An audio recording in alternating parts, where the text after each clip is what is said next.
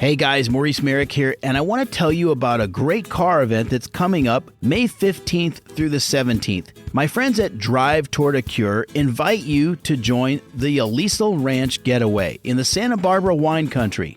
It's an all-inclusive getaway of cars and camaraderie for classics and exotics. 3 days and 2 nights at the premier Dude Ranch-inspired hideaway, the Alisal Guest Ranch and Resort. And in case you're not familiar with Drive Toward a Cure, they are all about focusing the car community on a great cause, which is Parkinson's research and patient care. So if you're anywhere near the Southern California area and you want to get in on a great car event, you can learn more at drivetowardacure.org. Get away to the wine country, May 15th through 17th.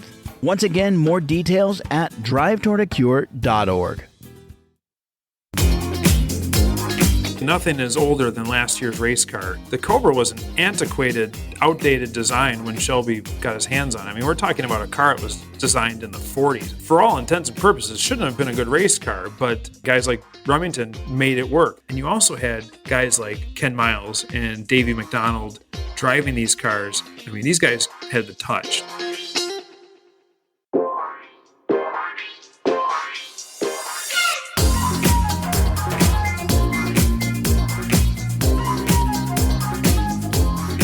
Hi everybody, welcome to Horsepower Heritage.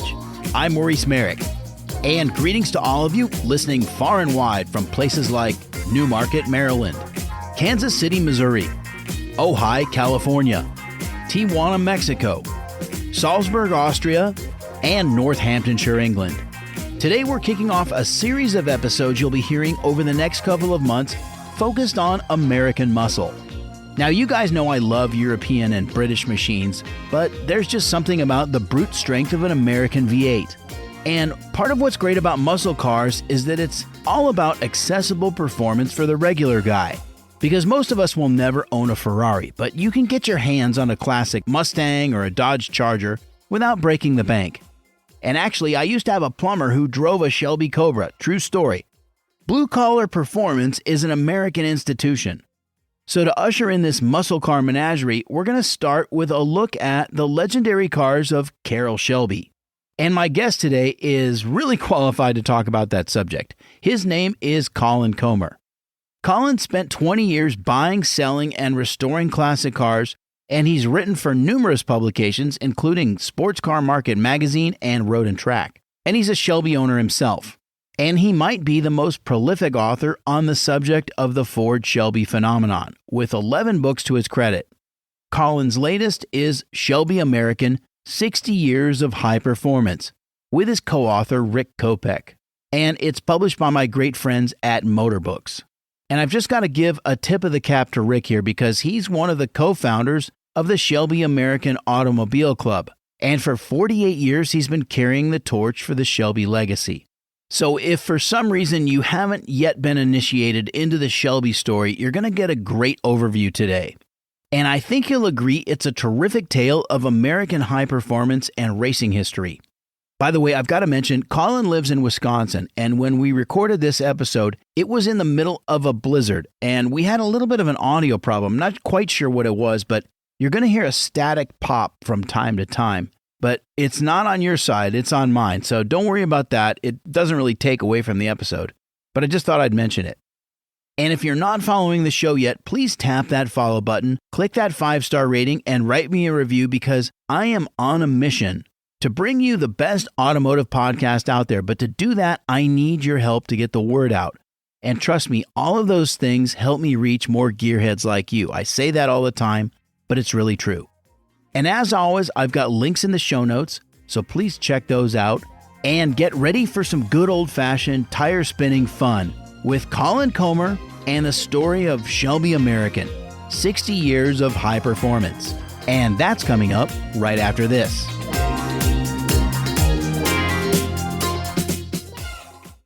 Hi guys, Maurice Merrick here, and I want to give you a few things to check out at ModelCitizenDiecast.com.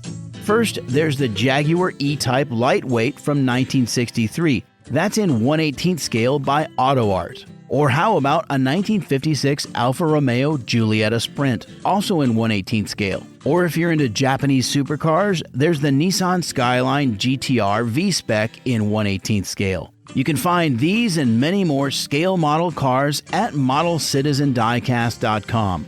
Enter promo code HERITAGE at checkout for 10% off your order. That's a special deal for my listeners. From race cars to street cars and everything in between, it's modelcitizendiecast.com, because your inner child still wants to play with cars. Colin Comer, great to have you on. Great to be here. You know, Colin, I was thinking this morning, if Shelby were 41 years old today, the same age he was when he kind of got Shelby American going, could he do what he did? And I think the answer is yes. It would be different. It would be more difficult in other ways, maybe, than it was at that time. But I think he could do it, and I think he would do it.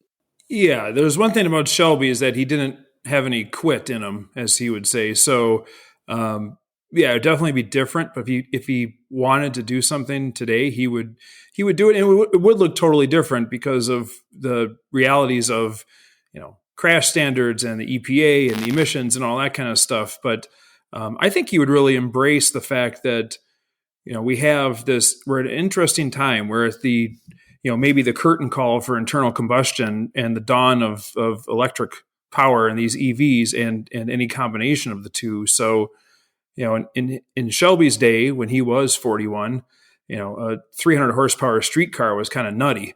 And today, I mean, people have SUVs with 700 horsepower. So it's very easy to get 1,000 horsepower vehicle or, an equivalent. So I think he would be having a lot of fun with what's going on now. Yeah, that was my feeling too. And he always seemed to find a workaround with whatever technical constraints, managerial types, corporate stuff. He always figured it out. Yes, I think Carroll would struggle in the corporate environment of today. There are many restrictions on political correctness and biting your tongue, which he might struggle with a little bit. But he was creative, and his charm and quick thinking could get him around. I don't think he could get around the EPA or the DOT for crash standards, but I think within those things, it would be difficult. It wasn't the same as it was back then. Back then, it didn't take a lot of money to be a manufacturer and start making cars. Today, I think it's challenging. You need to be heavily funded. Back then you could hang a shingle up and be a manufacturer if you had $20,000 to work with, like Shelby did. I think if you have $20 million today, you'd be hard pressed to start an automobile manufacturer. But like you said, he would definitely do it, or he would hitch his wagon to a good horse and work with them. Colin, you're a huge muscle car guy. Is that your Midwestern roots talking, or was there some seed that was planted by your dad? How did you become such a muscle car guy? Yeah, I think it's just the time when I grew up. I grew up in the 70s and 80s, and there weren't a lot of exciting new cars in my formative years. The late 70s and early 80s, it was pretty bleak. I was working at a local garage where they worked on a bunch of old muscle cars, and I remember going out for a ride with one of the mechanics in a customer's LS6 Chevelle. And, he put the thing, he shifted into third gear and punched the radio off and put the thing sideways. And I remember the thing going sideways and kind of getting wheel hop in third gear. And I thought, holy crap, this is really cool. It's like, it kind of just weaves its way into your brain, and you're like, oh man, I just need more power and everything. So yeah, it was a great time. Muscle cars weren't that old. So when you had a 10 or 20-year-old car, I think today of a 2010 or a 2000 Corvette, it's not that old of a car. So that was what muscle cars were. So, and they were cheap. So you could buy a new Oldsmobile Delta 88 with 160 wheezy horsepower, or you could go buy a W30 442 or a Shelby or something like that. And to me, that was a smarter path. So even though I can never convince my parents to do such things, to me, it was always like, it kind of got you like, wow, they made cool cars not that long ago. The other thing too is you live in Wisconsin, right? Which has a fantastic state highway system. Lots of open, straight blacktop to open it up in the cornfields. Yeah, we can't get out of the city and go beat cars around and do impromptu drag races. I've heard. I've never done it. We've never gone out at night and marked off a quarter mile on a country road. That would be insane. Nobody would ever do that. So, but yeah, it's we do have one problem here, and it occurs between November and April. This winter thing. So we have a lot of time over the winter to work on our stuff too. So if your car wasn't fast enough in the summer and then all of a sudden it's put away for the winter, you can put up on jack stands and sit there and, get a bigger carburetor, bolt a supercharger on it, that kind of stuff. Yeah. You got 2 seasons, right? You got winter and construction. Yeah. Winter and construction. And then you have car upgrade season. If you're not snowmobiling or shoveling. I've always been envious of you West Coast guys being able to use your cars year round and not worry about salt. I mean, for me, it was a revelation when I was a kid and I finally was able to travel and I had a couple of pennies to rub together and I wanted to buy old cars. I went out west and, people are driving around. You get off the airplane in Los Angeles and you walk out of the airport in the 1980s or, early 90s and you see people driving around these like pristine old cars. They're just using them just like a car. It was just a, like a mind blowing moment for me. Like, holy cow. And you open an Auto Trader or Penny Saver and you start looking at, man, I wish I had some money because I'd buy them all, ship them home. Because growing up, again, I was working in a garage. We weren't calling it restoration back then. We were just calling it, fixing up a car. So, you'd take cardboard and, chicken wire and stuff and fix all the rusted out quarter panels. And then you realize after doing rust repair and having to get your tetanus shot renewed every 6 months, and you go out west and you're like, oh my God, these bolts come out without using a torch. So you guys got it made. Again, for me working, I've had a restoration shop for 30 some years. People bring these cars in to have us work on them in the winter. How do we test drive it? Either you get a chassis dyno or you wait for a really nice dry day where there's no salt on the roads, but it hampers your production. Yeah, no kidding. To me, Carroll Shelby is the classic American story. Self-made man, war vet, chicken farmer, goes from amateur racing driver to Le Mans winner in less than a decade. It is amazing. I mean, racing for John Edgar, helping Donald Healy out on the salt, try to break some speed records. It's a Cinderella story, but it's also, with the passage of time and like the growth of the legend, we kind of lose the fine detail. Like it wasn't all roses. Yeah, right. It's easy to look back through history and kind of look at a period in time and say, wow, that really worked well for them. They got lucky.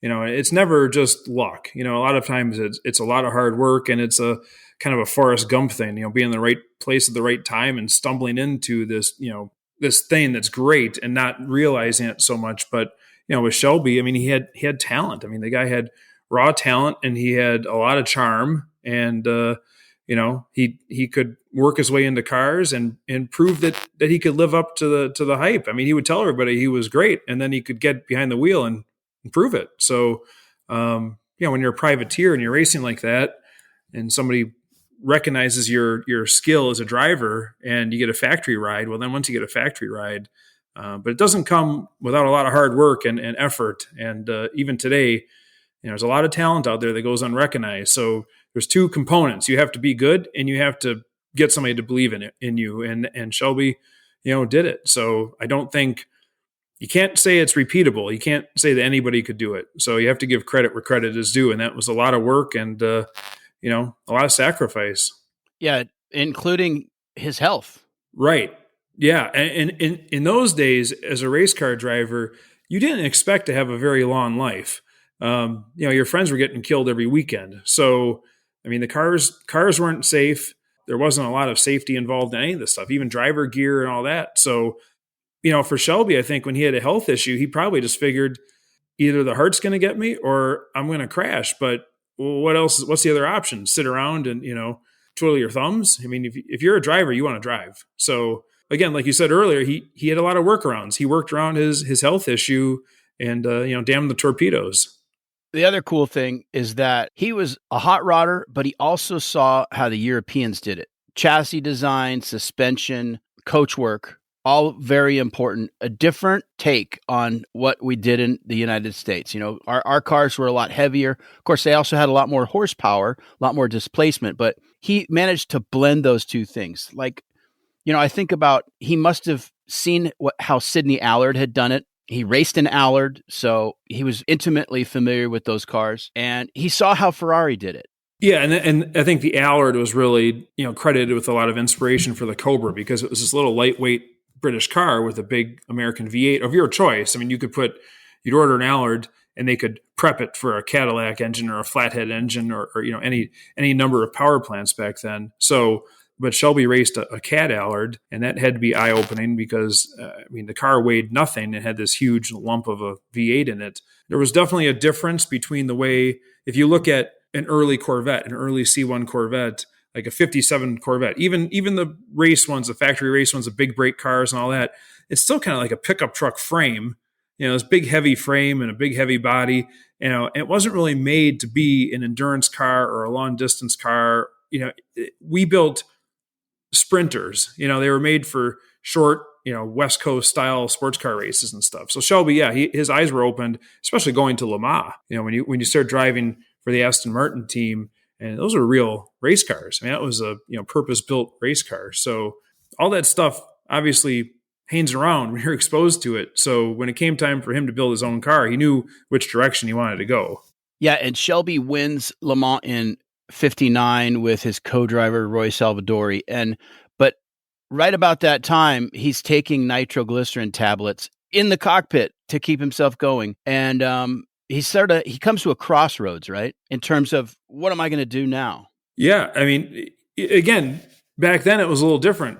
Drivers weren't getting rich. It wasn't like being a pro ball player today. You don't sign a contract to drive with Aston Martin and they give you, $15 million a year. And then you don't drive the next year and you're financially okay. You have to put food on the table. And Shelby had to find something to do. If he couldn't make a living driving, he had to make a living doing something. So, obviously building his own car was top of the totem pole. It's what he wanted to do. So you work towards that goal. And like I mentioned earlier, when you have no quit in you and you work really hard, you're going to make it happen. So, was it another perfect storm, fortuitous that, AC Cars had a car they were running out of, Bristol engines for, and Shelby just happened to know that an American V8 would be a good fit. Obviously, a lot's been written about it. I've written a lot about it, but there was a reason why we're still talking about it 60 years later. It was special. It was lightning in a bottle. Yeah, it was, what do they say? Luck is where preparation and opportunity meet. Yeah. So AC had the body and chassis. Ford had the 260 V8, and the 289 was just around the corner, and it was a good fit. Yeah, to go to Ford and convince them that, as we've all learned over the years, there was the little bit of a smoke and mirrors deal going on, telling AC that Ford was behind him 100% and he had their full support and engines and transmissions, and going to Ford and saying the same thing about AC, like, oh, they've given me, as many cars as I want. They're fully behind this project. They want your engine in it. Back then it wasn't like you could just go on a Zoom call and, get a hold of Lee Iacocca, say, hey, what's the real story here with Shelby? They just took him at his word, or they wanted him to get out of the office. And, the story goes that Iacocca just give the guy a check and get him out of here. But yeah, it worked. And, it wasn't as easy as some people think. They didn't just pop this engine in and have a race winning car. There were definitely struggles to make the car work. But in the end, we know today what ended up being. So were they building this car thinking 60 years from now, they're going to be making movies about this and talking about this and having some moron on a podcast, talking about it? No, they didn't think about that. Hey, I'm right here, dude. Yeah, sorry. Two morons. Okay, two morons. Let's go with that. Talk about Dean Moon, because he was integral to CSX 2000, the very first Cobra. Yeah, well, they couldn't build it on the street. So, Dean Moon had a crew and had a shop, and Shelby had a car coming over with an engine that, been mocked up in the car, and they needed to complete it. So they completed Dean Moon's shop, and it didn't happen, as the story goes, it didn't happen like in 3 hours. They were there for a couple of days working on this car, but then started ripping around in it. And when you boil it down, I hate to say they're hot rodders, because that's selling these guys short. That's selling guys like Phil Remington way short. Yes, they were hot rodders and they liked hot rodders, but they had they had a 30,000 foot view of what they needed to do, and they were very good at engineering and making stuff work. So, this was a talented group of people that bolted that first Cobra together. Yeah, they were very skilled. And I'm glad you mentioned Phil Remington. I want to talk about some of the talent that Shelby surrounded himself with, because that was really the key to his success. He wasn't an engineer, he wasn't a builder, but he knew who to hire. Yes, Shelby had a knack for recognizing talent and then getting them to join his team. So he was probably the best thing that ever happened to Shelby, and he said so himself, was when he took over Reventlow's shop. Lance Reventlow was building his Scarab race cars, and the IRS disagreed with the fact that he was running a business because he was losing so much money year after year and writing it off. And the IRS looks at race car enterprises differently than race car guys do, and they said this is a hobby, it's not a business. To be a business and have tax deductions, you need to have an income. And that was the end of Lance Reventlow building Scarabs. The other thing is that in addition to Phil Remington being sort of impatient and, a lot more highly skilled and experienced, he was a lot older. These cars originally, the Cobra was being built more or less by guys in their 20s, first time in a shop, that kind of thing. Yeah, I mean, and so, everybody knows the movie Ford versus Ferrari. So my as a Shelby guy, car guys have a hard time watching something done by Hollywood and agreeing with all their choices. So we won't get into that. But they made Remington much older in the movie. And in reality, when he was building these cars, Remington and Ken Miles and Shelby were all the same age. So, Remington wasn't this wise old man that he found. But most of the guys working in the shop were young guys. They were teenagers through, 20, 30 years old. I mean, they were working their way up. This was a first gig for a lot of them building cars. And speaking of young guys, one of the young guys that Shelby hired early on was Peter Brock. He hired him to run the racing school, right?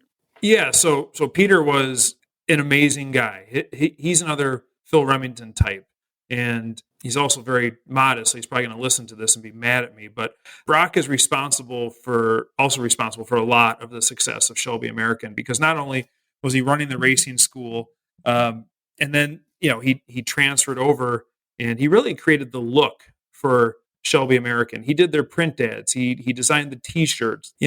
Shelby kind of created this whole lifestyle brand, almost, if you will. Cool T-shirts and jackets, and everybody was pretty sharp and on point. But the font, for the ads, the layout of the ads, he disagreed with the original Cobra emblem, which did look kind of childish. I mean, Brock was right. So he redesigned the Cobra snake emblem.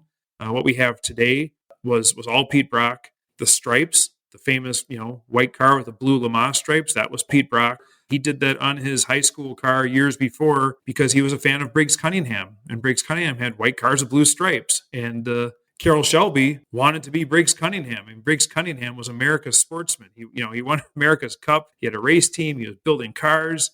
Again, it was Brock that kind of pulled all that in. So, yeah, there was so much talent at Shelby American and so many reasons why they were able to create this was now a legacy. By the way, did Peter Brock design the CS logo where it's the letters CS, but it's stylized into a track? Yeah, I don't know if that was Brock, and I should know that, but he put his touch on so many things that it wouldn't surprise me, obviously. But back in those days, there wasn't the internet, there wasn't, social media. Everybody picked up Road and Track, to read about the new cars and, having these really kind of edgy, cool print ads with the Cobra being pulled over. He was good at putting a look and a style to an organization that otherwise wouldn't have had that. And Shelby didn't even know what to call the car early on, right? They didn't have a name for it yet. Right. So, with the Cobra, the story came that, it came to Shelby in a dream, which, he said it. So, and we have to take him at his word. But yeah, I mean, what do you call this new sports car? And everybody kind of looks at the Cobra now, looking in the rear view, you can say, wow, what a great name. But at the time, who named a car a Cobra? It's like, it was kind of out there. And even the GT350, they didn't know what to call that. And that came, from a conversation with Remington. They didn't know what to call the car. And, Shelby, call it whatever. And the question was, how far is it from here to the race shop? Oh, about 350 feet. Okay, well, it's a GT 350 then. So, nothing to do with the engine size or performance or anything. It was just kind of just because, as Shelby said, if the car is good, the name doesn't matter. So he just wanted to build a good car. Yeah, and for some reason, 350 has a certain ring to it. I don't know if it's just because it's always been that way. We don't know it as anything else, but I don't know. It just rolls off the tongue, GT 350. It sounds sort of exotic, especially for an American car. American cars they didn't have number or letter names for the most part. I mean, yeah, you had some Chryslers that did that, but everyone was, a Monterey or a Falcon or any of these things that they and calling out that it was a GT, it was a Grand Touring car. Here we're going to call this out. This is a European sounding name. So if they named it the GT 306, after the horsepower of the car, or GT 289, would we still be talking about it? Yeah, probably. It was a great car, but right, like you said, GT 350 was a good name. And in hindsight, it worked. I mean, you had this group of guys building cars. It wasn't the Ford Motor Company. They didn't have guys in suits running around. They didn't have engineers. They didn't have, big factories with assembly lines. You had guys at LAX pounding cars together. Like when the 66 GT350s were being built and they had to take out the rear quarter vents on the fastback Mustang. This wasn't like a precision operation where they brought into the factory and they used a laser to cut out that window. They had guys out on the tarmac at LAX with chisels and hammers, like chopping out these vents out of the rear of the Mustang. So public perception is kind of everything when you're trying to sell a product. So they took Shelby American and made it a legitimate manufacturer with the real style and look all of its own. And you mentioned LAX. That was quite an expansion project for them. I mean, they were at the shop in Venice, but they quickly outgrew that, right? Because at that point, the Shelby-Ford marriage was sort of consummated. Right. If you look at the timeline, and that's the whole reason with this new book on the 6 years of Shelby, I looked at it as, anniversary books are great, but it was really this kind of 6-year window, 6 years, start to finish with Shelby American. And they went from nothing to being this legendary thing that we're talking about for 6 decades now. So you think about building a car with some guys after work, sitting there at night in Dean Moon's shop, taking steel wool and polishing out a car that got shipped in from England. They dropped an engine and basically made a hot rod. They go from that to taking over Reventlo's shop. And Reventlo was no slouch. I mean, Scarabs were a big deal. And then renting these massive airplane hangars at LAX. So, and this is like a 36-month period. So to go from putting a car together in somebody's garage to having an assembly line in the tarmac full of cars, Cobras and Mustangs being ready to be built into Shelbys. I mean, it's just amazing. Yeah, it is remarkable. The late 50s, early 60s was kind of an interesting time in terms of public perception of racing in America, manufacturers being involved directly in racing. You had that 55 Le Mans disaster, and then the Manufacturers Association saying, hey, this doesn't look good for us politically. We're going to back away from racing. And then that didn't last. And they were doing stuff sort of under the table, right? Especially like you mentioned, Holman and Moody. But Shelby was all about performance. And again, timing, right? Because Ford was about to begin their total performance program. Yes. I mean, it was a time of great change. So, I look at the 50s with the sports racing cars and what we were doing.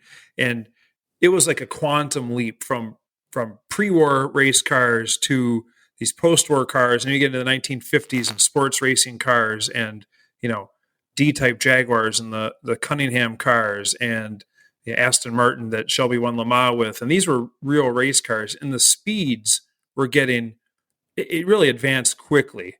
The engineering and the speeds and the performance of these cars. So if you look at it from like let's say 1966 in Le Mans to today, the only thing that's really changed, the speeds have changed marginally, as you compare like, let's say 1940 something to 1960 something. In that 20 years, a lot changed. The 1960s when they're going 200 miles an hour at Le Mans to today where they're going 200 miles an hour at Le Mans.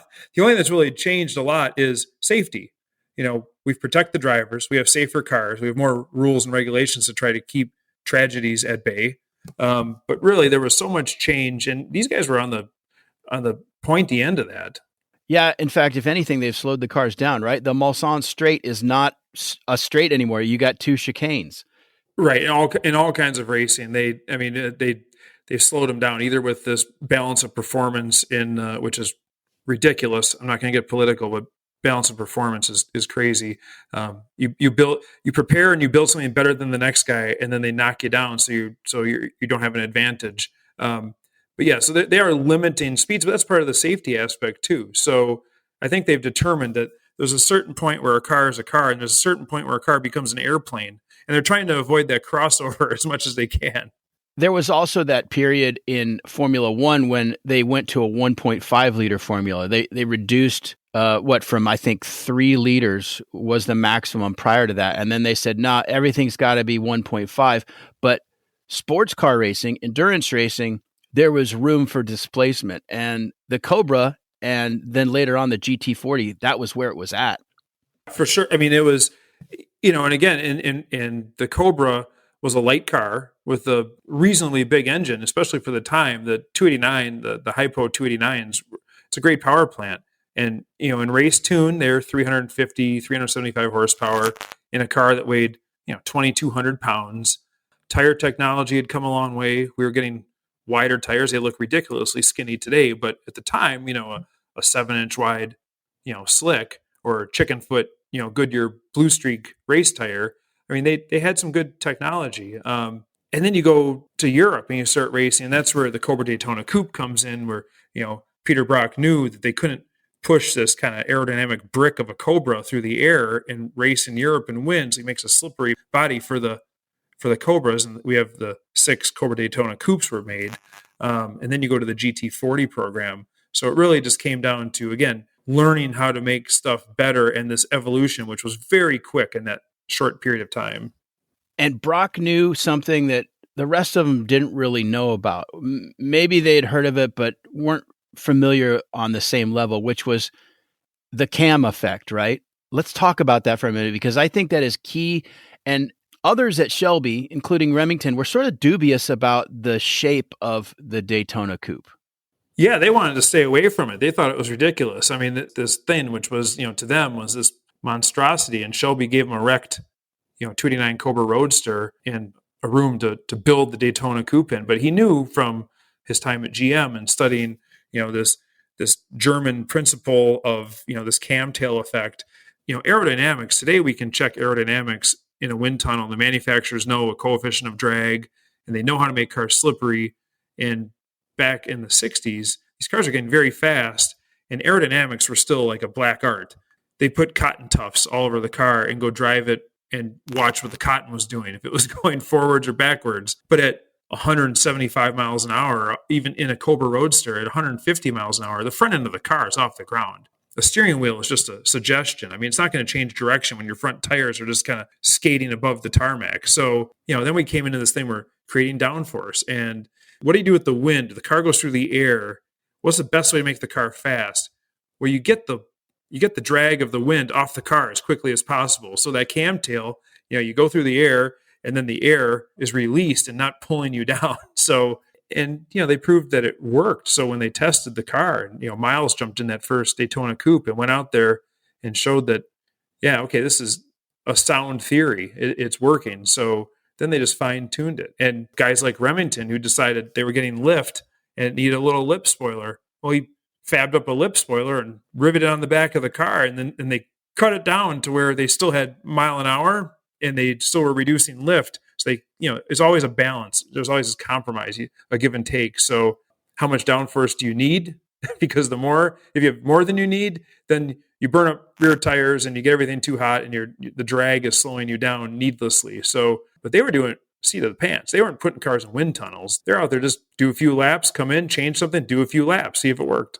Yeah, and in case people who are listening aren't familiar with the Cobra Daytona Coupe. They can't picture it. The tail is chopped off. It just ends abruptly, right? And that creates a negative pressure area behind the car, and it just sheds the air. Versus the earlier approach where it was more of a teardrop shape. That was sort of the convention, and the idea was the air would smoothly glide past. But Pete Brock had discovered this dusty old German study by an aerodynamicist named Cam when he was at GM, and he used it. And the Daytona Coupe was automatically 20 miles an hour faster on the track.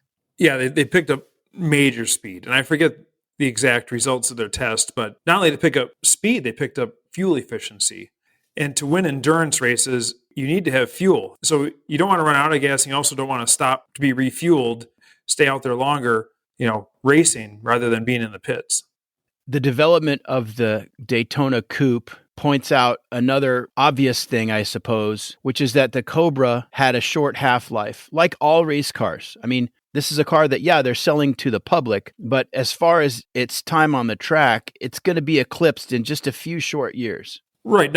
As I say, nothing is older than last year's race car. The Cobra was an antiquated, outdated design when Shelby got his hands on it. I mean, we're talking about a car that was designed in the 40s. I mean, this is a buggy spring, transverse leaf spring car that, for all intents and purposes, shouldn't have been a good race car. But, again, guys like Remington made it work. They figured out, how to make the suspension work, how to take out the worm and sector steering and make it rack and pinion steering and fix a lot of sins of the front suspension. But it was a car built in a time where chassis flex was a big part of the tuning of the vehicle. So you had a very flexible car that wasn't as reliant on the actual suspension as it was the car would bend its way around a corner. And you also had guys like Ken Miles and Davey McDonald driving these cars. I mean, these guys had the touch. Even if the car had a lot of deficiencies, they knew how to make it work. So obviously Miles is one of the best drivers of all time, but Dave McDonald, he had a style. You can look at it. If I put 10 pictures in front of you of Cobras being raced and blocked out the driver, you could pick out Dave McDonald. He had that car sideways more than he had it going straight. He would throw it into this beautiful controlled four-wheel drift and just bend the car around corners, and just such a style and a touch. It was really a combination of just driver skill and the guys preparing the cars that made this all work. You mentioned Dave McDonald, a sad story. I mean, gone way too young. Yeah, I mean, in the new book, the 60 Years book, Dave McDonald's son, Rich, did a really great sidebar in there and talking about his dad and his dad's legacy. And, David McDonald was a star. He was racing Corvettes and had such talent that obviously it was recognized, and Shelby wanted to drive for him. But he drove everything. He drove stock cars, he drove Cobras, he drove Corvettes, he drove sports racing cars. He could drive anything, he could drive it well. And that was, unfortunately, that was what led to his demise, because he went to Indy in 64 and he was driving a car that he knew wasn't a good car and he knew it was unsafe, but he wanted to race everywhere. And these guys, again, drivers were working for a living. This was their job. If you weren't driving, you weren't providing for your family and you weren't making an income.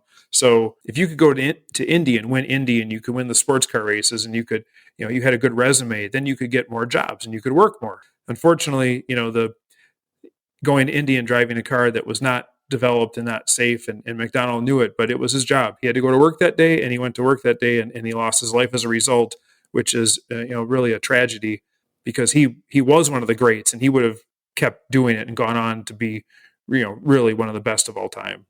And from what I understand, he had told Shelby his reservations about the car. He's downright scared of it, and Shelby told him just walk away, and he wouldn't do it. Yeah, the morning of the race, he was in his hotel room with his wife, and they were praying because he didn't want to get in the car. He knew that the car had problems, so they were praying for his safety and for the car to complete the race without incident. But when you have a car that shouldn't be out there, and that was a lot, in the 60s in Indy, there wasn't, there was a lot of that. There were a lot of cars that were underdeveloped, let's say. But when you have a wreck on the opening laps and you're surrounded by fuel and the car is full of fuel, it wasn't like today. There weren't all these bladders and impact protection, and you had a lot of problems if you got in a wreck in the early laps, because you were carrying enough fuel to run majority of the race, and you're just driving a bomb. Yeah, it's just gut-wrenching. I've thought a lot about where Dave MacDonald would have gone had he survived. He could have gone on the world stage and won. He could have gone to Europe. He could have been at Le Mans in 66 easily, driving a GT40. And like I said, he could drive anything. He could drive it well. And that's today we have great racers, but we don't have the versatility that you had to have back then, because, you win a race and you'd win $500 or $600. You'd win a lot of races to, put a roof over your head and, feed your family. So, and you also had to realize that when you would go out there in these days, there was a good chance you might not come back. It was not the safest career in the world. Boy, that's an understatement. So the Cobra continues to evolve. It goes from a 260 V8 to a 289 to then the 427. You mentioned development of the steering and the suspension and all of that. And it gets wider, fatter tires, all of that. But eventually they come to the end of the road. Then the GT350 comes along. You know what's interesting to me about the GT350? Hertz Rent-A-Car ordered like 1,000 of them, right? And suddenly Hertz was the place where the cool kids would rent their cars. I think that really did a lot for the company. Absolutely. That was, again, a lot of the magic of Shelby American was the marketing and putting their cars in front of people and creating this aura of this, great company and this, these sports cars and racing cars. So in 1965, the GT350 was a new car. They made 521 street, road going cars and 36 competition R models. In 1966, they made, over 2,300 GT350s, and 999 of those went to Hertz. So the fact that you could go to Hertz, to the sports car club, and rent a GT350, that had to help sell Shelbys. If you went and rented one of these for a weekend to try it out and thought, I'm going to buy one of my own. So, you had this company, this small company, Shelby, all of a sudden was a legitimate manufacturer building cars with 1,000 of them, give or take, in a rental fleet. And they kept cranking out production cars. And it only got more and more, because then 67 and 68 and 69, they were evolving, but they were ramping up production and making more of what people wanted. So the 1965 GT350 was a race car with license plates. It was a little rowdy. You're not going to drive your kids to school in this 2-seater with side exhaust, or, not everybody's significant other really appreciated why you brought home a car with side pipes. So, 1966, it got a little more evolved. It had a back seat, it had an exhaust out the back. 67 was more of a grand touring car. 68 was even cushier still. So they started focusing less on building race cars for the street and more on building the type of cars that people wanted to drive every day and still have performance. We've all heard those stories about somebody renting a GT350 from Hertz and then returning it with holes where they had put a roll bar for the weekend, or maybe they had done an engine swap with their Mustang at home, and the car comes back to Hertz with a straight 6 in it instead of the V8. Do you know if there's any truth to any of those stories, or are they just fun sort of myths? Yeah, there's no truth, no documented truth to any of those stories, because we all heard the stories about the roll bars and swapping engines and putting race numbers on a car and all that stuff. There are certainly stories of these cars being destroyed by renters. I had a friend who rented one and was being chased by the cops and went airborne and, cracked the oil pan wide open and ran the thing until the engine seized, and then got out on foot to continue the chase. But yeah, I don't think people were bringing these things home and doing engine swaps. It makes a good story though, doesn't it? Hey, Colin, one sidebar. You talk in the book about how the Cooper Monaco cars prepared Shelby for what was to come with the GT40. They were kind of getting ready for the GT40 without knowing it at the time. Can you talk a little bit about that? Yeah, so they went from these front engine Cobras as race cars, and they moved into this single purpose dedicated race car, with the Coopers, with the chassis. So it's a chassis designed for racing, small block Ford, transaxle car. So yeah, when they moved to the GT40, when they were handed the GT40 to fix it and figure out why it couldn't win a race, a lot of those lessons learned from making this mid-engine Coopers, King Cobras, make them work. A lot of that translated directly to the GT40 program. So again, they weren't taking a street car and trying to make it into a race car. It was a clean sheet. This is a race car. We designed it to be a race car and nothing else. And, that's a different world. So you don't have to deal with a lot of limitations of, well, can we sell this to a consumer to drive to the grocery store? So, that was kind of the evolution. Yeah, and the King Cobra, the Cooper Monaco, as it began life as the Cooper Monaco, right? But became the King Cobra. Those are so wild. It's almost like a slipper with wheels. Yeah, it's a tiny, tiny little sports racing car. The evolution of these cars was really the Can-Am series, where you just kept making the car smaller and lighter and putting bigger and bigger engines in them. But I remember looking at a King Cobra years ago that had a bar, like a handle on the passenger side floorboard. And I think it was a car, it was Bondurant had driven the car. And I asked him, I said, hey, what was the handle for? He goes, oh, we would grab that and hold on to it when the car was going to roll over. So we'd tuck in. So, they knew there was a good chance they were going to be upside down flying down the track in this thing. So they thought, oh, we'll put a handle here so we can hold on to it and hold ourselves under the dash. You don't get your head ripped off. God. Wow. By 67, 68, the cars have moved away from their sort of competition-inspired creation. Now they're more and more commercial, which is something that was Ford talking, right? Of course, Shelby wanted to sell cars. It wasn't as if he was upset that they were going to sell more, and they did sell more. Yeah, you look at the production numbers, and they ramped up and up as the cars got more creature comforts. You wouldn't blow your eardrums out if you drove at 50 miles, and that's what people wanted. They wanted the style and the racy appearance and the straight line performance.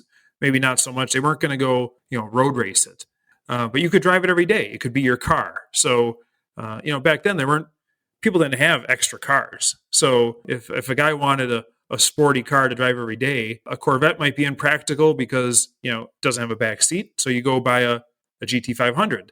But yeah, and in 67, Ford kind of came back in and took a hard look at Shelby's books and found a few hundred errors in their accounting system and thought, all right, we got to take over production of these things because, Shelby was a little bit loose and fast with building the cars and how he was accounting for them and billing Ford for certain things. So they came in and took an inventory and decided they were going to move production of the street cars to Michigan.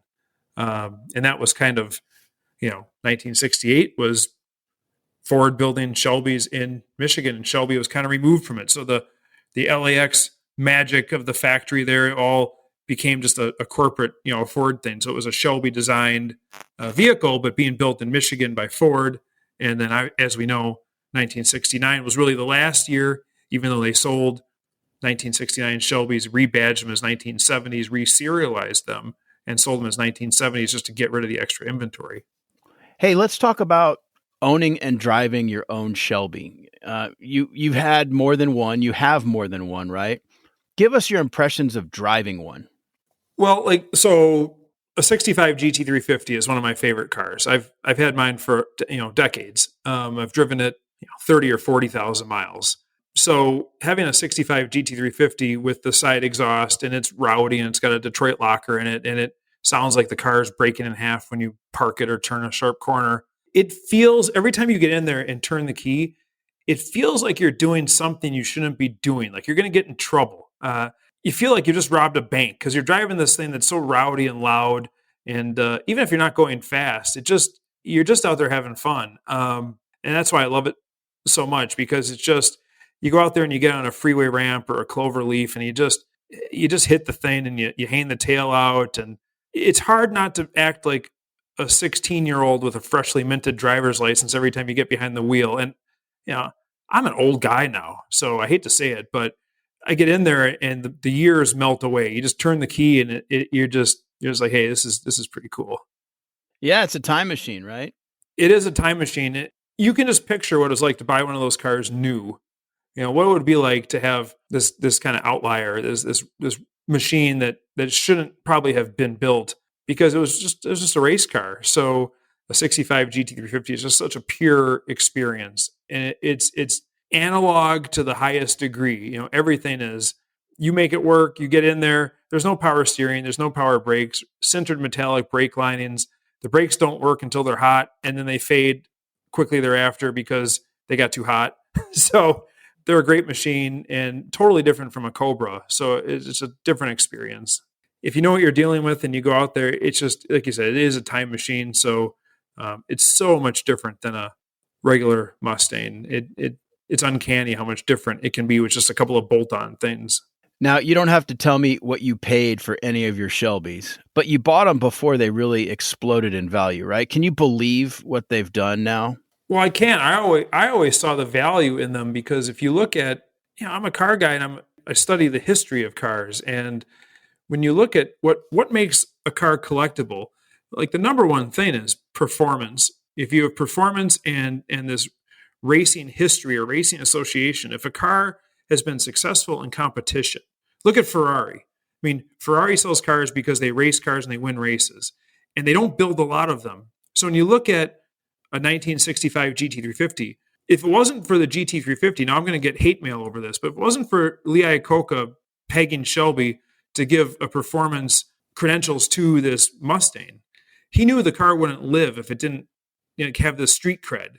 So you needed this high performance version. So the GT350 really kind of made the Mustang what it was, gave it this performance angle, and then it led to what we have today. We're still building Shelby Mustangs today. So I looked at that years ago and thought, I made 500 of these cars, and a lot of them were wrecked. Guys would take them and race them and put them upside down in the ditch and, bent into two. So what's the remaining number of cars out of 521 street cars? It's not high. A lot of them have been reconstituted, but to find a good original car with the street credentials and the Shelby connection and the racing history, and I always thought, man, these cars should be more expensive. So if they were $1, I would still buy them because I love them that much. But they're the kind of car that makes irrational people like me sacrifice and save and say, I don't really need to eat for the next 3 months. I'm going to try to buy that car. I love it. And you must have a super cool wife. Yeah, she's pretty good. You're going to keep her? Yeah. The question is she going to keep me? Oh my gosh. That's the real question. But, I'm aging out. She might want somebody better, younger, faster. I don't know. So yeah, trade you in for a new model. Yeah. Yeah. But she, she's great. So we have a lot of fun. She's into cars. So it's one of those things where be careful what you wish for. Because I married a girl who's crazy about cars and racing, and now we have to have a much bigger garage because it's her cars and my cars. Well, listen, Colin, once again, thank you so much for being on. And there's so much more to be discovered in the book, and I really hope people pick up a copy. It's called Shelby American 60 Years of High Performance by Colin Comer and Rick Kopec. And I went through the book cover to cover, and I just love it. So, Colin, I really appreciate you coming on the show. Hey, thanks, Maurice. It's really been a lot of fun. Thanks for having me on the show.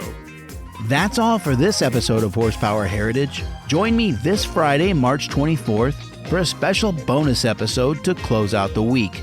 We're going to be talking about a very interesting collection of unrestored cars. That's this Friday.